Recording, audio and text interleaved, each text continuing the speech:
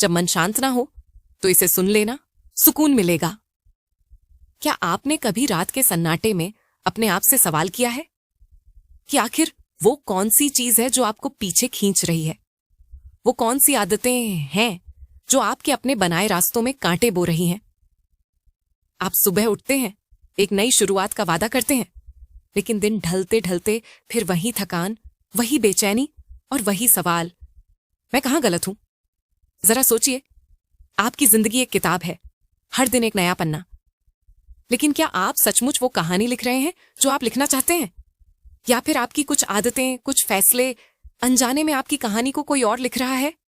आपके हैटर्स, आपके दुश्मन, या वो लोग जो आपकी कामयाबी से जलते हैं, क्या आपकी कुछ आदतें उन्हें आपके खिलाफ और ताकत दे रही हैं?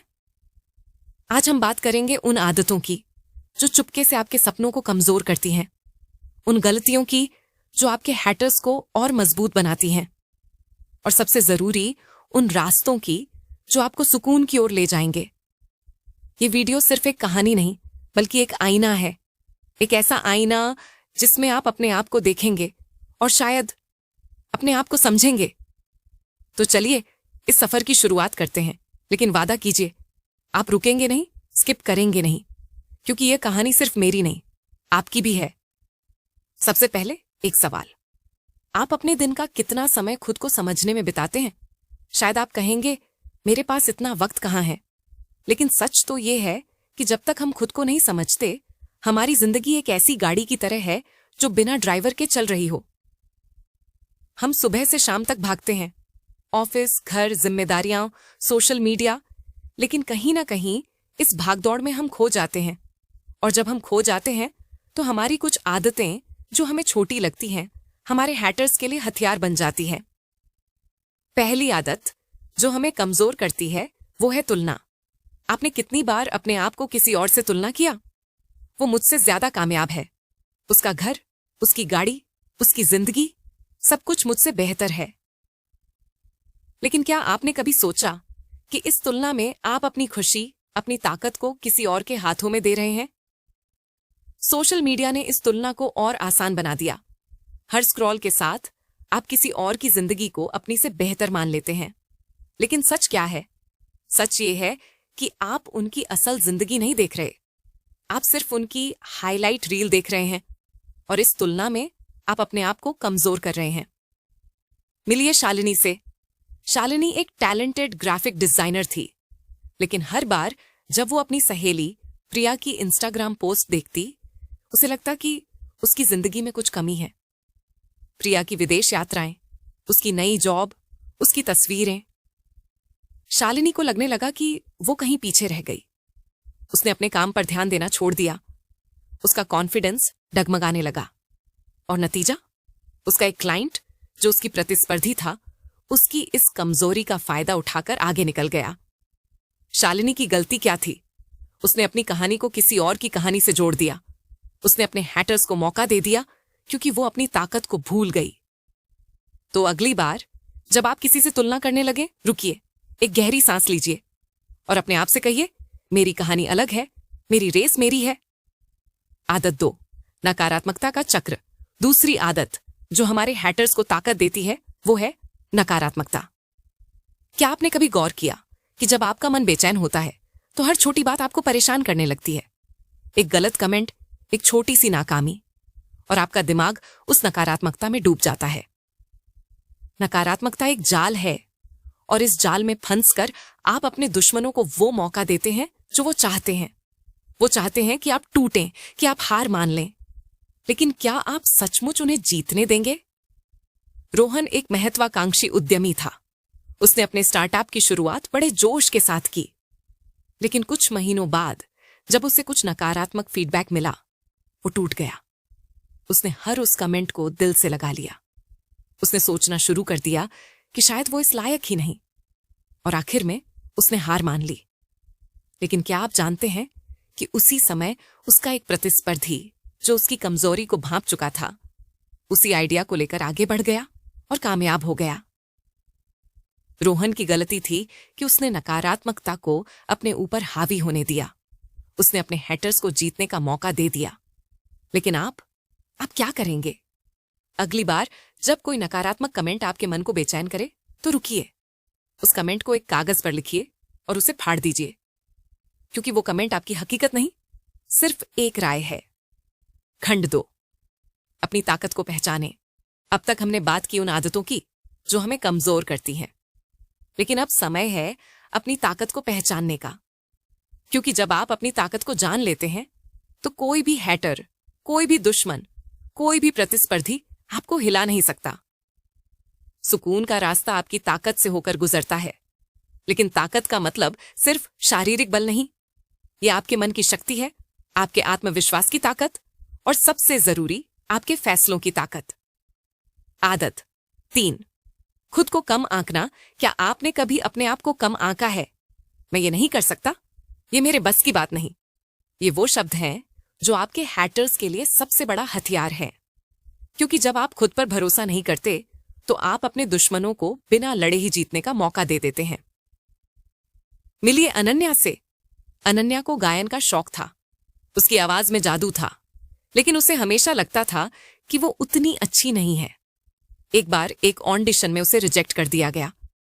उसने इसे इतना दिल से लिया कि उसने गाना ही छोड़ दिया। लेकिन क्या आप जानते हैं कि उसी ऑडिशन में एक और गायिका थी जिसने रिजेक्शन को प्रेरणा बनाया और आज वो एक मशहूर सिंगर है। अनन्या की गलती थी कि उसने अपनी ताकत को कम आंका। उसने अपने हैटर्स को यह मौका दिया कि वो उसकी असफलता का मजाक उड़ाइए। लेकिन आप अपनी ताकत को कम नहीं आंकेंगे। अगली बार जब आपको लगे कि आप में कुछ कमी है तो एक कागज लीजिए, उस पर अपनी वो सारी खूबियां लिखिए जो आपको खास बनाती हैं, और फिर उस कागज को हर दिन पढ़िए। आदत 4, दूसरों की स्वीकृति की चाह। एक और आदत जो हमें कमजोर करती है वो है दूसरों की स्वीकृति की चाह। हम चाहते हैं कि हर कोई हमें पसंद करे, हम चाहते हैं कि हर कोई हमारे फैसलों को सही माने। लेकिन क्या आपने कभी सोचा कि इस चाह में आप अपनी आजादी को खो रहे हैं? जब आप दूसरों की स्वीकृति के पीछे भागते हैं तो आप अपने हैटर्स को यह मौका देते हैं कि वो आपके आत्मविश्वास को तोड़ें, क्योंकि वो जानते हैं कि अगर वो आपको नीचा दिखाएंगे तो आप टूट जाएंगे। विकास एक उम्दा लेखक था। उसने एक किताब लिखी जो उसके दिल के बहुत करीब थी, लेकिन जब उसने अपने दोस्तों को वो किताब दिखाई तो कुछ ने उसका मजाक उड़ाया।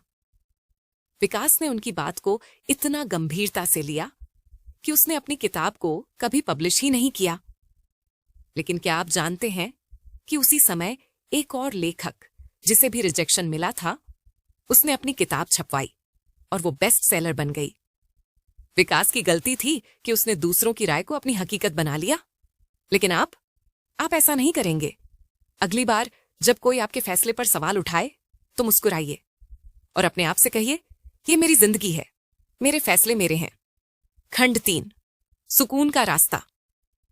अब तक हमने बात की उन आदतों की जो हमें कमजोर करती हैं, लेकिन अब समय है उस रास्ते की बात करने का जो हमें सुकून की ओर ले जाता है, क्योंकि सुकून कोई ऐसी चीज नहीं जो बाहर से मिलती है। सुकून आपके अंदर है और इसे पाने का रास्ता आपकी अपनी आदतों से होकर गुजरता है। सुकून का मतलब है अपने मन को शांत करना, अपने विचारों को संतुलित करना और सबसे जरूरी अपने हैटर्स, अपने दुश्मनों और अपनी कमजोरियों को पीछे छोड़ना। आदत 5, आत्मसंवाद की शक्ति। पहला कदम है आत्मसंवाद। आप अपने आप से कैसे बात करते हैं? क्या आप अपने आप को प्रेरित करते हैं या फिर हर गलती पर खुद को कोसते हैं? जब आप अपने आप से प्यार और सम्मान के साथ बात करते हैं तो आप अपने मन को सुकून देते हैं। लेकिन जब आप अपने आप को नीचा दिखाते हैं तो आप अपने हैटर्स को मौका देते हैं, क्योंकि वो जानते हैं कि अगर आपका मन कमजोर है तो आपको हराना आसान है। मिलिए राहुल से। राहुल एक मिडिल डिस्टेंस रनर था। एक बार एक रेस में वो बुरी तरह हार गया। लोग उसका मजाक उड़ाने लगे। उसके प्रतिस्पर्धियों ने उसे ताने मारे, लेकिन राहुल ने हार नहीं मानी। हर सुबह वो शीशे के सामने खड़ा होता और खुद से कहता, तू ये कर सकता है, तू हार नहीं है। उसने अपने आत्मसंवाद को अपनी ताकत बनाया और अगली रेस में उसने न सिर्फ जीत हासिल की बल्कि अपने हैटर्स को चुप करा दिया।